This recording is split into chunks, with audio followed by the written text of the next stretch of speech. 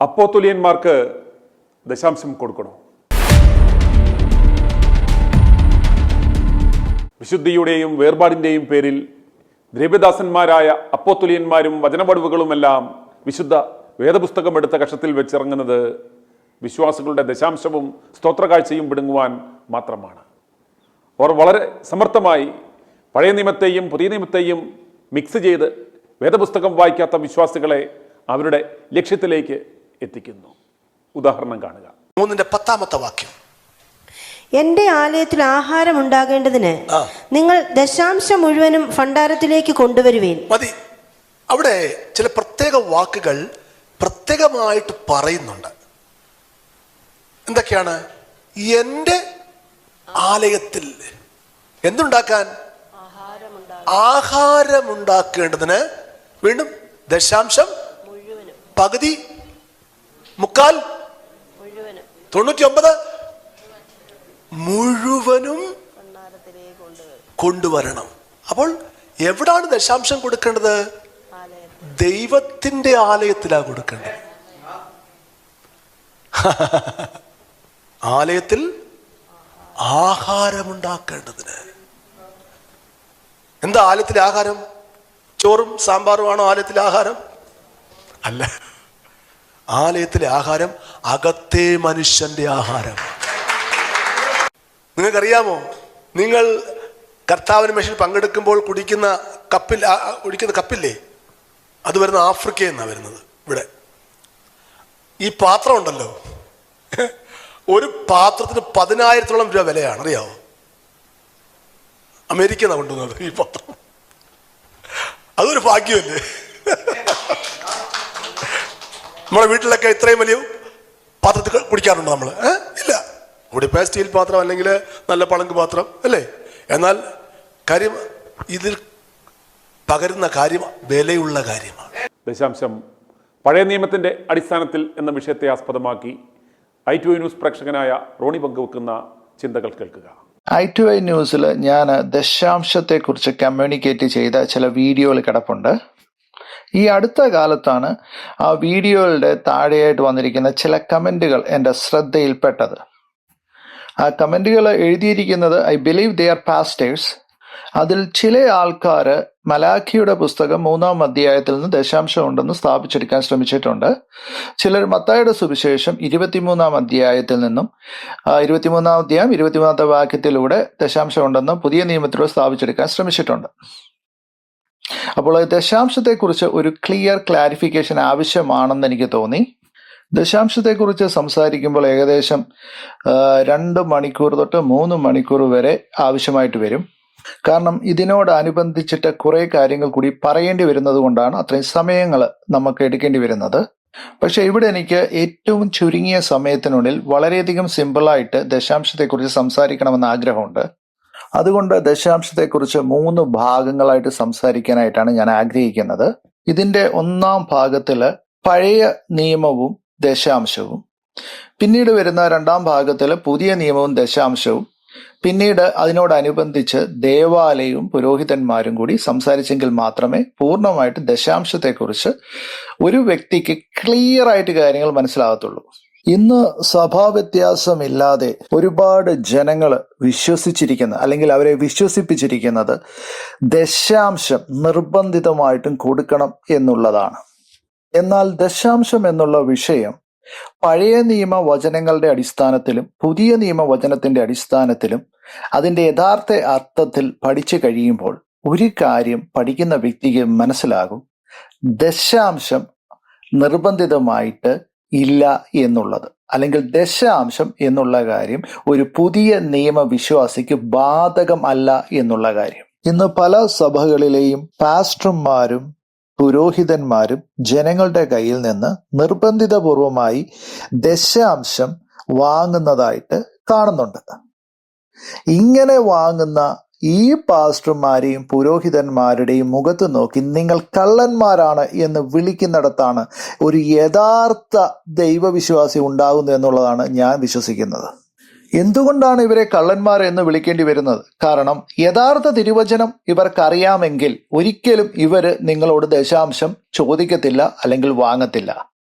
ഒന്നുകിൽ ഇവര് വിശുദ്ധ തിരുവചനം പഠിച്ചിട്ടില്ല, അല്ല എങ്കിൽ ഈ തിരുവചനം അറിയാമെങ്കിലും അവരതിനെ മറച്ചു വെച്ച് കാശ് മേടിച്ചുകൊണ്ടിരിക്കുന്നു. അതുകൊണ്ടാണ് ഇവരെ കള്ളന്മാരെന്ന് വിളിക്കേണ്ടി വരുന്നത്. ഇന്ന് നമ്മുടെ ചുറ്റുപാട് നമ്മൾ നോക്കുകയാണെങ്കിൽ നമുക്കൊരു കാര്യം കാണാൻ സാധിക്കും.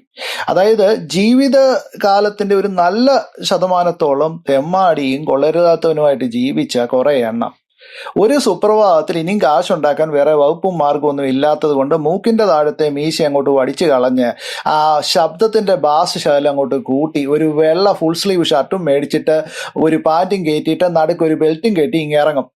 പിന്നെ അവൻ കഷത്തിലോട്ട് ഒരു വേദപുസ്തകം കൂടെ കയറ്റി വെച്ച് കഴിഞ്ഞാൽ അവൻ ദൈവദാസനായി അല്ലെങ്കിൽ പാസ്റ്ററായി. ഇതാണ് ഇവന്മാരുടെ അടിസ്ഥാനമായിട്ടുള്ള ക്വാളിഫിക്കേഷൻ. കഷത്തിലോട്ട് ഒരു വേദപുസ്തകം കൂടെ കയറ്റി കഴിഞ്ഞു കഴിഞ്ഞാൽ പിന്നെ അവന്മാരോട് അല്ലെങ്കിൽ അവന്മാരെ പറ്റി പിന്നെ ഒന്നും പറയാൻ പാടില്ല, അന്നേരം പിന്നെ ദൈവകോപമാണെന്ന് പറഞ്ഞ് വിശ്വസിക്കുന്ന കുറെ വിശ്വാസികളുണ്ട്. എന്തോ പറയാനാണ്. എന്നാൽ ഈ ദൈവദാസന്മാർ കൈ കിട്ടുന്നവന്മാരെ മുഴുവനും കൊള്ളയടിച്ചുകൊണ്ടിരിക്കുകയുമാണ്. നിങ്ങൾ എവിടെ ശ്രദ്ധിച്ചാലും ദശാംശത്തെക്കുറിച്ച് പറയുന്ന പാസ്റ്റർ നിങ്ങളുടെ മുമ്പിൽ അവതരിപ്പിക്കുന്ന ഒരു വാക്യമാണ് മലാക്കിയുടെ പുസ്തകം 3-ാം അധ്യായം അതിന്റെ 10-ാമത്തെ വാക്യം. ചില പാസ്റ്റർമാർ അതിന്റെ 8-ാമത്തെ വാക്യം കൂടി നിങ്ങളെ കൊണ്ട് വായിപ്പിക്കും. ഇവന്മാർക്ക് മലാഖി വിട്ടിട്ട് യാതൊരു കളിയുമില്ല. ദശാംശത്തെക്കുറിച്ച് പറയുമ്പോൾ ഏത് പാസ്റ്ററും ചാടി ഓടുന്നത് മലാക്കിയുടെ പുസ്തകത്തിലോട്ടാണ്. ഞാനും ഇന്ന് സംസാരിക്കുന്നത് ഇതേ വാക്യത്തെക്കുറിച്ച് തന്നെയാണ്. അതുകൊണ്ട് ഒരു ചെറിയ അഭ്യർത്ഥനയുണ്ട്, നിങ്ങൾ ഈ മെസ്സേജ് മുഴുവനും കേൾക്കണമേ എന്നുള്ളത്. നിങ്ങൾ ഇനിയും പറ്റിക്കപ്പെടരുത്. പഴയ നിയമത്തിന്റെ അടിസ്ഥാനത്തിൽ ദശാംശത്തെക്കുറിച്ച് സംസാരിക്കുന്നതിന് മുമ്പ് പുതിയ നിയമത്തിൽ കൊടുക്കുന്നതിന്റെ മാനദണ്ഡം എന്താണ് എന്നുള്ളതുകൂടി പറഞ്ഞിട്ട് പോകാം എന്ന് വെക്കുന്നു. ഒരു പുതിയ നിയമവിശ്വാസിയെ സംബന്ധിച്ച് കൊടുക്കുന്നതിന്റെ മാനദണ്ഡം 2 കൊരിന്ത്യർ 9-ാം അധ്യായം അതിന്റെ 7-ാമത്തെ വാക്യമാണ്. നിങ്ങൾ ഹൃദയത്തിൽ നിശ്ചയിച്ചതുപോലെ കൊടുക്കട്ടെ, നിർബന്ധത്താൽ അരുത്, സന്തോഷപൂർവ്വം കൊടുക്കണം, സന്തോഷപൂർവ്വം കൊടുക്കുന്നവനെ ദൈവം സ്നേഹിക്കുന്നു. ഇത്ര മാത്രമേ ഉള്ളൂ. മലാഖി 3-ാം അധ്യായം 10-ാമത്തെ വാക്യം പാസ്റ്റർമാർ നിങ്ങളെ കൊണ്ട് വായിപ്പിക്കുന്ന ഒരു വാക്യമാണ്. ഈ വാക്യം: എന്റെ ആലയത്തിൽ ആഹാരം ഉണ്ടാകേണ്ടതിന് നിങ്ങൾ ദശാംശം മുഴുവനും ഭണ്ഡാരത്തിലേക്ക് കൊണ്ടുവരുവീൻ. ഞാൻ നിങ്ങൾക്ക് ആകാശത്തിന്റെ കിളിവാതിലുകളെ തുറന്ന് സ്ഥലം പോരാതെ വരുവോളം നിങ്ങളുടെ മേൽ അനുഗ്രഹം പകരുകയില്ലയോ? എന്തുവാണ്? എന്റെ ആലയത്തിൽ ആഹാരം ഉണ്ടാകേണ്ടതിന് നിങ്ങൾ ദശാംശം മുഴുവനും. ഈ മുഴുവൻ എന്നൊക്കെ പറയുമ്പോൾ ചില പാസ്റ്റർമാരുടെ കണ്ണും വായും തള്ളുന്നത് കാണണം. എങ്ങോട്ട് കൊണ്ടുവരാനാണ് പറഞ്ഞിരിക്കുന്നത്? ഭണ്ഡാരത്തിലേക്ക് കൊണ്ടുവരാൻ. പക്ഷെ ഇവന്മാര് പറയുമ്പോൾ ആലയത്തിലോട്ട് കൊണ്ടുവരാനാണ് പറയുന്നത്. അവിടാണ് ഇതിന്റെ കളി കിടക്കുന്നത്. കാരണം നിങ്ങൾ ഒരു ഇംഗ്ലീഷ് ബൈബിൾ, ഇപ്പൊ സാധാരണ എല്ലാ ആൾക്കാരുടെയിലുള്ള ഒരു ബൈബിളാണ് NIV. ഇതേ മലാഖിയുടെ പുസ്തകം 3-ാം അധ്യായം 10-ാമത്തെ വാക്യത്തിൽ ഈ ഭണ്ഡാരം എന്ന് പറയുന്നതിന് അവിടെ അവർ എഴുതി വെച്ചിട്ടുണ്ട് സ്റ്റോർ ഹൗസ്, അഥവാ മലയാളത്തിൽ പറയുകയാണെങ്കിൽ ധാന്യപ്പുര. തലയ്ക്ക് ശകലം വെളിവുള്ള ഒരു വിശ്വാസി ആ പാസ്റ്ററോട് ചോദിക്കണം, പാസ്റ്റർ എന്തിനാണ് ഈ ദശാംശം ധാന്യപുരയിലേക്ക് കൊണ്ടുവരാൻ പറഞ്ഞിരിക്കുന്നത്? അവിടെ ആലയത്തിലേക്കല്ലല്ലോ, അവിടെ സ്പെസിഫിക് ആയിട്ട് തന്നെ ധാന്യപുരയിലേക്ക് കൊണ്ടുവരാനാണല്ലോ പറഞ്ഞിരിക്കുന്നത് എന്ന് ചോദിക്കണം. അതിനു മുമ്പ് നിങ്ങൾ അറിഞ്ഞിരിക്കണം എന്തായിരുന്നു ദശാംശമായി കൊടുത്തിരുന്നത്. എന്തൊക്കെയാണ് ദശാംശമായി കൊടുത്തിരുന്നത് എന്നുള്ളത് പരിശോധിക്കുന്നതിന് മുമ്പ് തന്നെ ഇതേ മലാഖി പ്രവചനം 3-ാം അധ്യായത്തിന്റെ 10-ാമത്തെ വാക്യത്തിൽ ഒരു കാര്യം കൂടി അവിടെ പറയുന്നുണ്ട്. പാസ്റ്റർമാർ നമ്മളെ കോരിത്തരിപ്പിക്കുന്ന ഒരു വാചകമാണ് ആകാശത്തിലെ കിളിവാതിലുകൾ തുറന്ന് അനുഗ്രഹം തരുന്നത്. എന്താണ് ഈ ആകാശത്തിലെ കിളിവാതിൽ തുറന്നുള്ള അനുഗ്രഹം? ഈ അനുഗ്രഹം എന്താണെന്നും ദശാംശം എന്താണെന്നും നമ്മൾ പരിശോധിക്കുന്നതിന് മുമ്പ് ഒരു സത്യം കൂടി നിങ്ങൾ മനസ്സിലാക്കണം. ഈ വാക്യങ്ങൾ ഇന്നത്തെ പുതിയ നിയമ വിശ്വാസികളോട് ദൈവം സംസാരിക്കുന്നതാണോ? അല്ല. ഈ വാക്യങ്ങൾ ദൈവം മലാഖി പ്രവാചകനിലൂടെ വഴിതെറ്റിപ്പോയ ഇസ്രയേൽ മക്കളോട് സംസാരിക്കുന്നതാണ്. മലാഖി 3-ാം അധ്യായം അതിന്റെ 7-ാമത്തെ വാക്യം വായിക്കുമ്പോൾ നിങ്ങൾക്ക് കാര്യം വ്യക്തമാകും. നിങ്ങളുടെ പിതാക്കന്മാരുടെ കാലം മുതൽ നിങ്ങൾ എൻ്റെ ചട്ടങ്ങളെ പ്രമാണിക്കാതെ തെറ്റി നടന്നിരിക്കുന്നു. എൻ്റെ അടുക്കലേക്ക് മടങ്ങി വരുവീൻ, ഞാൻ നിങ്ങളുടെ അടുക്കലേക്കും മടങ്ങി വരും എന്ന് സൈന്യങ്ങളുടെ യഹോവ അരുളി ചെയ്യുന്നു. ഇതൊക്കെ കൽപ്പനകളാണ് ലംഘിച്ചിരിക്കുന്നത് എന്നുള്ളത് മനസ്സിലാക്കണമെങ്കിൽ മലാഖി 1-ാം അധ്യായവും 2-ാം അധ്യായം കൂടി വായിക്കണം. അതിൽ 1-ാം അധ്യായത്തിൽ പറയുന്നത് ഇസ്രായേൽ മക്കൾ നിന്ദ്യമായ യാഗങ്ങളെ കൽപ്പനയ്ക്ക് വിരുദ്ധമായി അർപ്പിച്ചു. 2-ാം അധ്യായത്തിൽ നമ്മൾ നോക്കുമ്പോൾ നമുക്കവിടെ കാണാൻ സാധിക്കും വിവാഹ ജീവിതത്തിലുള്ള കൽപ്പനാ ലംഘനം, അന്യദേവന്റെ മകളെ കല്യാണം കഴിക്കുന്ന ഉൾപ്പെടെ പലതരത്തിലുള്ള വിവാഹ ജീവിതത്തിലുണ്ടായ കൽപ്പനയുടെ ലംഘനം 2-ാമത്തെ അധ്യായത്തിൽ കാണാം. 3-ാമത്തെ അധ്യായത്തിൽ വരുമ്പോൾ കൽപ്പനയായിട്ടുള്ള ദശാംശത്തിന്റെ ലംഘനം. യഹോവയായ ദൈവം മോശ മുഖാന്തരം 613 കൽപ്പനകൾ ഇസ്രായേൽ മക്കൾക്ക് നൽകിയിരുന്നു. ഇതിൽ പറഞ്ഞിരിക്കുന്ന ചില കൽപ്പനകളുടെ ലംഘനങ്ങളാണ് ഈ മലാഖിയുടെ പുസ്തകത്തിലൂടെ നമ്മൾ വായിച്ചെടുക്കുന്നത്. ഈ ലംഘനങ്ങൾ നടത്തിയിരിക്കുന്ന ഇസ്രായേൽ മക്കളോട് ദൈവം സംസാരിക്കുന്നതാണ് ഈ പുസ്തകത്തിലൂടെ. അത് ഇന്നത്തെ പുതിയ നിയമ വിശ്വാസികൾക്ക് എങ്ങനെയാണ് ബാധകമാകുന്നത്? നമുക്ക് ബാധകമല്ല എന്ന് പറയുന്നതിന്റെ മറ്റൊരു തെളിവ് കൂടി ഞാൻ പറയാം. ഇതിന്റെ 8-ാമത്തെ വാക്യം 3-ാം അധ്യായം, മലാഖി 3-ാം അധ്യായം അതിന്റെ 8-ാമത്തെ വാക്യം പല പാസ്റ്റർമാരും നിങ്ങളെ കൊണ്ട് വായിപ്പിക്കുന്ന ഒരു വാക്യമാണ്. ആ വാക്യം ഇങ്ങനെയാണ്: മനുഷ്യന് ദൈവത്തെ തോൽപ്പിക്കാമോ? എങ്കിലും നിങ്ങൾ എന്നെ തോൽപ്പിക്കുന്നു. എന്നാൽ നിങ്ങൾ ഏതിൽ ഞങ്ങൾ നിന്നെ തോൽപ്പിക്കുന്നു എന്ന് ചോദിക്കുന്നു. ദശാംശത്തിലും വഴിപാടിലും തന്നെ. ഈ പാസ്റ്ററും മിടുക്കന്മാർ എന്ത് ചെയ്യുമെന്നറിയാമോ? വഴിപാട് അങ്ങ് വിഴുങ്ങും, എന്നിട്ട് ദശാംശം മാത്രമേ പറയുള്ളൂ. ഇവിടെ 2 കാര്യങ്ങൾ ഒരുപോലെ പ്രാധാന്യത്തോടെയാണ് സംസാരിക്കുന്നത്. ഈ ദശാംശം വളരെ പ്രാധാന്യത്തോട് സംസാരിക്കുന്ന അതേ പ്രാധാന്യത്തോട് തന്നെയാണ് വഴിപാട് സംസാരിക്കുന്നത്. എന്തേ, വഴിപാട് വേണ്ടേ? ദശാംശം മാത്രം മതിയോ? ഈ വഴിപാടും ദശാംശവും നമുക്ക് ബാധകമല്ല. അത് ഇസ്രായേൽ മക്കൾക്കായിരുന്നു. അങ്ങനെയാണെങ്കിൽ ദശാംശം കൊടുക്കുന്നത് നിങ്ങൾ വഴിപാട് കൂടെ ചെയ്തിരിക്കണം. കാരണം ദൈവം ഇവിടെ പറയുന്ന ഈ 2 കാര്യങ്ങൾ കൊണ്ടാണ് നിങ്ങൾ എന്നെ തോൽപ്പിക്കുന്നത് എന്നുള്ളതാണ്. ഒരു പുതിയ നിയമ വിശ്വാസിയെ സംബന്ധിച്ച് ഇത് 2ഉം നമുക്ക് ആവശ്യമുള്ള കാര്യമല്ല. അതുകൊണ്ട് ഇത് ഇസ്രായേൽ മക്കളോടാണ് സംസാരിക്കുന്നത്, വ്യക്തമാണ് ഇവിടെ. നമ്മൾക്ക് എന്തായിരുന്നു ദശാംശമെന്നും അത് എന്തുകൊണ്ടാണ് സ്റ്റോർ ഹൗസിലേക്ക് കൊണ്ടുവരാൻ പറഞ്ഞെന്നും എന്താണ് ദൈവം ആകാശത്തിന്റെ കിളിവാതിലുകൾ തുറന്ന് നൽകാൻ പോകുന്നത് എന്തെല്ലാമാണ് എന്നുള്ളതും നമുക്ക് പരിശോധിക്കാം. ഇനിയുള്ള കാര്യങ്ങൾ നിങ്ങൾ ശ്രദ്ധയോടെ കേൾക്കണം. നിങ്ങളുടെ പാസ്റ്റർ നിങ്ങളെ പറഞ്ഞ് ദശാംശത്തിന്റെ പേരിൽ നിങ്ങളെ കൊള്ളയടിച്ച് പറഞ്ഞ് പറ്റിച്ചുകൊണ്ടിരിക്കുകയാണോ എന്നുള്ളത് നിങ്ങൾ തന്നെ പരിശോധിക്കുക. അതിനു മുമ്പായിട്ട് ദശാംശത്തെക്കുറിച്ച് പഴയ നിയമത്തിൽ പറഞ്ഞു പോയിരിക്കുന്ന പുസ്തകങ്ങൾ ഏതൊക്കെയാണ്, അതിന്റെ അധ്യായങ്ങൾ ഏതൊക്കെയാണെന്ന് ഞാൻ പെട്ടെന്നൊന്ന് പറഞ്ഞു പോകാം. പിന്നീട് നിങ്ങൾക്ക് സമയമുള്ള ആൾക്കാർ ആ അധ്യായങ്ങളിലെ വാക്യങ്ങൾ എടുത്ത് വായിക്കുക.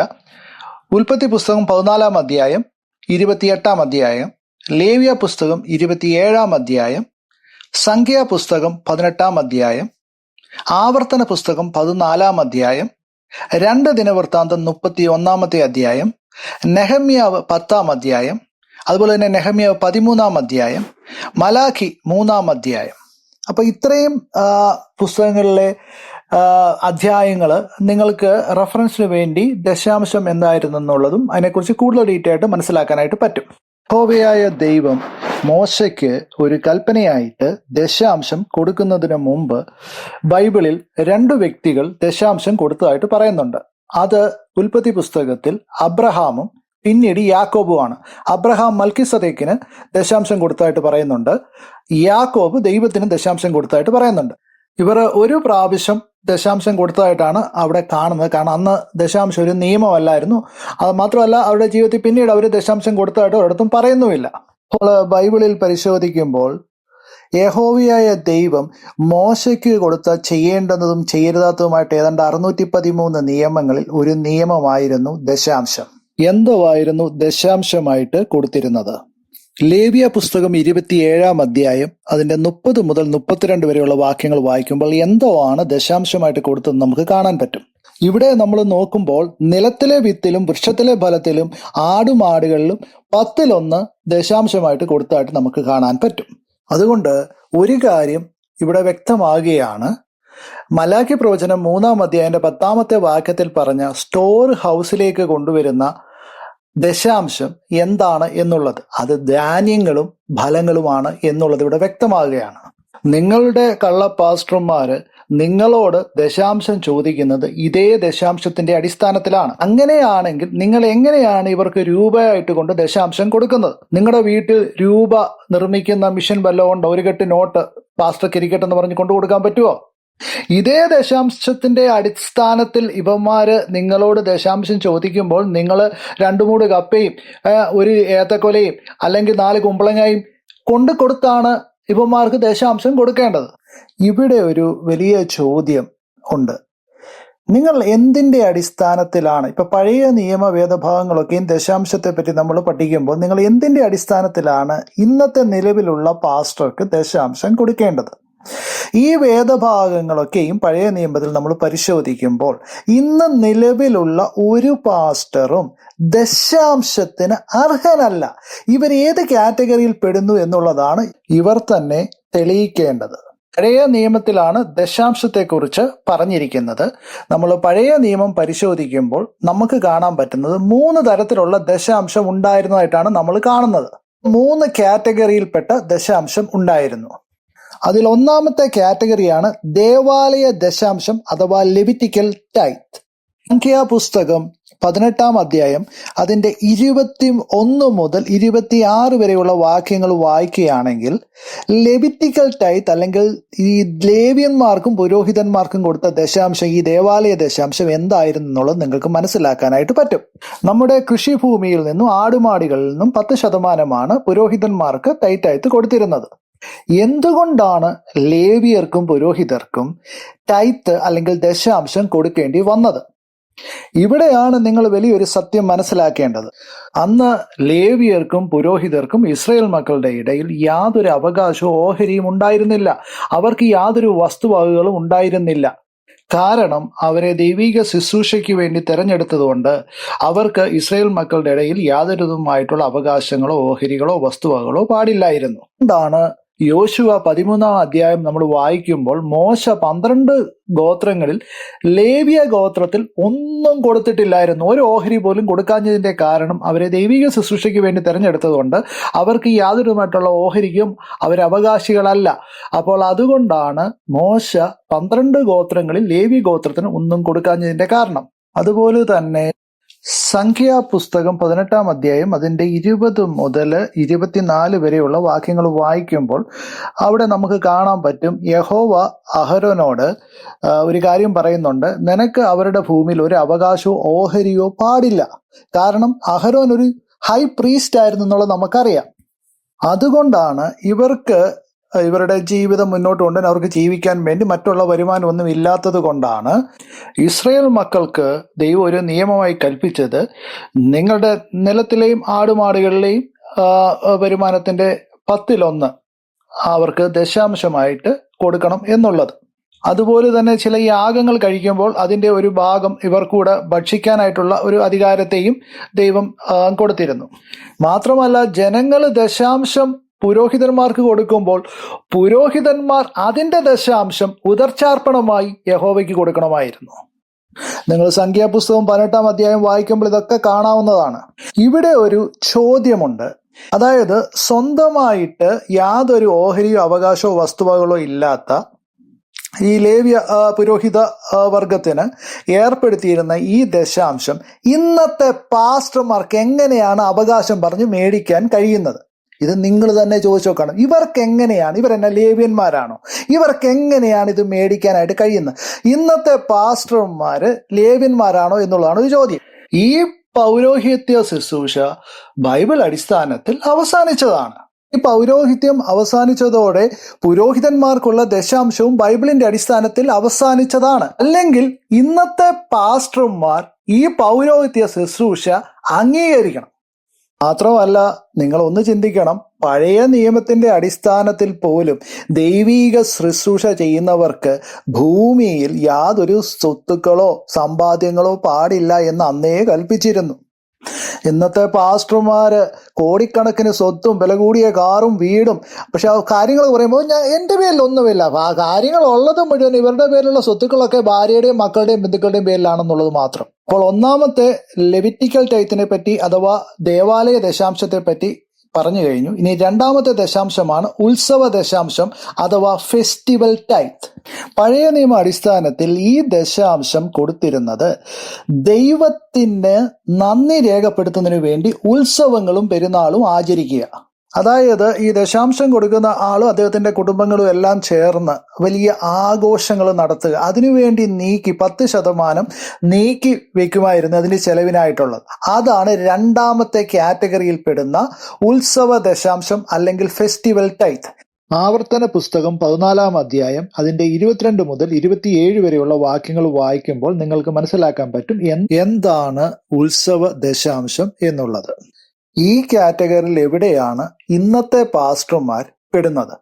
ഉത്സവ ദശാംശത്തിൽ ഇന്നത്തെ പാസ്റ്റർമാർക്ക് ഇപ്പൊ പഴയ നിയമം അനുസരിച്ച് നോക്കുവാണെങ്കിൽ ഉത്സവ ദശാംശം ഉണ്ടായിരുന്നു. അതിന് ഇന്നെന്താണ് വാല്യൂ? ഇന്നത്തെ പാസ്റ്റർമാർക്ക് ഉത്സവത്തിൽ എന്തുവാണ് കാര്യം? മൂന്നാമത്തെ കാറ്റഗറിയിൽ വരുന്ന ദശാംശമാണ് ദരിദ്രന്മാർക്കുള്ള ദശാംശം അഥവാ ചാരിറ്റി ടൈത്ത്. ആവർത്തന പുസ്തകം 14-ാം അധ്യായം അതിന്റെ 28 മുതൽ 29 വരെയുള്ള വാക്യങ്ങൾ വായിക്കുമ്പോൾ ഇത് കാണാവുന്നതാണ്. ഈ ദശാംശം ഉപയോഗിച്ചിരിക്കുന്നത് ദരിദ്രർക്കും അനാഥർക്കും വിധവകൾക്കും വിദേശികൾക്കുമാണ് എന്നുള്ളത് നമുക്കവിടെ കാണാൻ പറ്റും. ഈ ടൈത്ത് കളക്ട് ചെയ്തിരുന്നത് 3 വർഷം കൂടുമ്പോഴാണ്. 3 വർഷത്തിൽ ഉണ്ടാകുന്ന വരുമാനത്തിന്റെ 10% കൊടുക്കുന്നത്. ഇന്നത്തെ പാസ്റ്റർമാർക്ക് ഈ കാറ്റഗറിയിൽ എന്താണ് കാര്യം എന്ന് ചോദിച്ചാൽ ചിലപ്പോൾ അവർ പറയും ഞങ്ങൾ ദരിദ്രന്മാരാണ്, ഞങ്ങൾ ഇതിനകത്ത് ഉൾപ്പെടുത്തണം എന്ന് അവർ വാശി പിടിച്ചാൽ, അങ്ങനെ ഉൾപ്പെടുത്തിയാൽ അവർക്ക് 10% പോലും ഇല്ല. കാരണം ഈ ടൈത്ത് 3.3% ഉള്ളൂ, 10% പോലും ഇല്ല, 3.3% മാത്രമേ ഉള്ളൂ. ബൈബിൾ അടിസ്ഥാനത്തിൽ നമ്മൾ ദശാംശം പഴയ നിയമത്തിലെ ദശാംശം നോക്കുകയാണെങ്കിൽ അന്നത്തെ കാലത്ത് ഒരു വ്യക്തി ഏതാണ്ട് 23.3% ആണ് ദശാംശം കൊടുത്തത്. 10% അല്ലായിരുന്നു, 23.3% ആണ് ദശാംശം കൊടുത്തിരുന്നത്. അതിൽ ഒരു കാറ്റഗറിയിൽ പോലും ഇന്നത്തെ ഈ പാസ്റ്റർമാരെ പെടുത്താൻ കഴിയില്ല. ഇനിയിപ്പോൾ ആദ്യം നമ്മൾ ആൻസർ ചെയ്യാതെ പോയ ഒരു ക്വസ്റ്റ്യൻ ഉണ്ടായിരുന്നു, ആകാശത്തിന്റെ കിളിവാതിൽ തുറന്ന് ദൈവം എന്താണ് തരുന്നത്? ഇന്ന് ഈ കള്ളപ്രവാചകന്മാരുടെയും പാസ്റ്റർമാരുടെയും പുരോഹിതന്മാരുടെയും ഒക്കെ ആലയങ്ങളിലോട്ട് ചെന്നിട്ട് നിങ്ങൾ ഉള്ളത് മൊത്തം തൂത്തുവാരി കൊടുത്തിട്ട്, കാരണം ഇവന്മാര് പറയും ദശാംശം മുഴുവൻ ഇങ്ങോട്ട് കൊണ്ടുവന്നു ആകാശത്തിന്റെ കിളിവാതിൽ തുറന്ന് നിങ്ങൾക്ക് ലഭിക്കുന്നു, അതുകൊണ്ട് ഇതുകൊണ്ട് കൊടുത്തിട്ട് മേലോട്ട് നോക്കിയിരിക്കുന്ന ഒരു ജനങ്ങളുണ്ട്. ഇപ്പൊ ആകാശത്തുനിന്നും താഴോട്ട് വീഴുമോ എന്ന് നോക്കി. എന്തോ വീഴാനാ? കാരണം എന്ന് കഴിഞ്ഞു കഴിഞ്ഞാൽ നിങ്ങൾ പ്രതീക്ഷിച്ചുകൊണ്ടിരിക്കുന്നത് എന്താണ് ആകാശത്ത് നിന്ന് വീഴുന്നുള്ളത്? നോട്ട് കെട്ടുകൾ, യൂറോ, ദിനാറ്, പിന്നെന്തുവായിരുന്നു ഡോളർ, ഇതുപോലെയുള്ള കെട്ടുകൾ വീഴുമോ എന്നുള്ളതാണല്ലോ നിങ്ങൾ ഈ പ്രതീക്ഷിച്ചുകൊണ്ടിരിക്കുന്നത്. ഒരിക്കലും വീഴാൻ പോകുന്നില്ല, ഒരിക്കലും വീഴത്തുമില്ല. കാരണം എന്ന് വെച്ച് കഴിഞ്ഞാൽ ഇവിടെ ആകാശത്തിന്റെ കിളിവാതിൽ തുറന്ന് കൊടുക്കുമെന്ന് ഇസ്രായേൽ മക്കളോട് പറഞ്ഞിരിക്കുന്നത് എന്താണെന്നറിയാമോ? നല്ല ഒന്നാന്തരം മഴയാണ്, മഴ കൊടുക്കും, അവരുടെ വിളവുകളെ അനുഗ്രഹിക്കാൻ വേണ്ടി, അവരുടെ സമ്പത്ത് അനുഗ്രഹിക്കപ്പെടുവാൻ ധാരാളം മഴ കൊടുക്കുമെന്നാണ് അവിടെ പറയുന്നത്. ഉള്ളവർക്ക് ഉൽപ്പത്തി പുസ്തകം 7-ാം അധ്യായം അതിന്റെ 11-ാമത്തെ വാക്യം ഒന്ന് വായിക്കുക. ആഴിയുടെ ഉറവുകളൊക്കെയും പിളർന്നു, ആകാശത്തിന്റെ കിളിവാതിലുകളും തുറന്നു, 40 രാവും 40 പകലും ഭൂമിയിൽ മഴ പെയ്തു. ഇനിയും സംശയമുള്ളവർക്ക് ഉൽപ്പത്തി പുസ്തകം 8-ാം അധ്യായം അതിന്റെ 2-ാമത്തെ വാക്യം കൂടെ വായിക്കാം. ആഴിയുടെ ഉറവുകളും ആകാശത്തിന്റെ കിളിവാതിലുകളും അടഞ്ഞു, ആകാശത്തിൽ നിന്നുള്ള മഴയും നിന്നു. ഇപ്പോൾ കാര്യങ്ങൾ ഏറെക്കുറെ നിങ്ങൾക്ക് മനസ്സിലായി കാണുമെന്ന് ഞാൻ വിചാരിക്കുന്നു. ഇനി ആകാശത്തിന്റെ കിളിവാതിൽ തുറന്ന് നോട്ടുകെട്ടുകൾ വീഴുമെന്ന് പറഞ്ഞിരിക്കരുത്, ഒന്നും വീഴാൻ പോകുന്നില്ല. കാരണം ഇവിടെ വ്യക്തമായി സംസാരിച്ചിരിക്കുന്നത് മഴയെക്കുറിച്ചാണ്. അല്ലെങ്കിൽ പിന്നെ M.A. വർഗീസിന്റെ ഹോളിലെങ്ങാനും പോയി ഇരുന്ന് കഴിഞ്ഞാൽ അവിടെ പുള്ളി പറയുന്ന കേട്ടായിരുന്നു ഈ ഒന്നിനും കൊള്ളാത്ത നോട്ടുകളൊക്കെ മിഷൻ വലിച്ചെറിയുന്നെന്ന്. ഇനി അതുവെല്ലാം പോയി ഇനി വേണമെങ്കിൽ പറക്കിയെടുക്കാം. പഴയ നിയമത്തിൽ നിയമമായിട്ട് നിലനിന്നിരുന്നതും നിലച്ചു പോയിരുന്നതുമായിട്ടുള്ള ആ ദശാംശത്തിന് ഇന്ന് ഞങ്ങൾ അവകാശികളാണ്, അധികാരമുള്ളവരാണെന്ന് പറഞ്ഞ് പ്രഖ്യാപിച്ച് തൂത്തുവാരി മേടിക്കുന്ന ഒരു പാസ്റ്ററും അതിന് യോഗ്യതയുള്ളവരല്ല. കാരണം അന്ന് പറഞ്ഞ കാറ്റഗറിയിൽ ഇവന്മാർ പെടുന്നില്ല എന്നുള്ളത് വ്യക്തമായിട്ട് നമുക്ക് മനസ്സിലാക്കാൻ ബൈബിളിലൂടെ സാധിക്കുന്നുണ്ട്. ഇനിയും പുതിയ നിയമവും അതിൽ പറഞ്ഞിരിക്കുന്ന ദശാംശവും പുരോഹിതന്മാരും ദേവാലയം കൂടി നിങ്ങൾ മനസ്സിലാക്കേണ്ടിയിരിക്കുന്നു. തീർച്ചയായിട്ടും ഇതിന്റെ ഒരു അടുത്ത ഭാഗത്തിൽ ഞാനത് സംസാരിക്കുന്നതായിരിക്കും.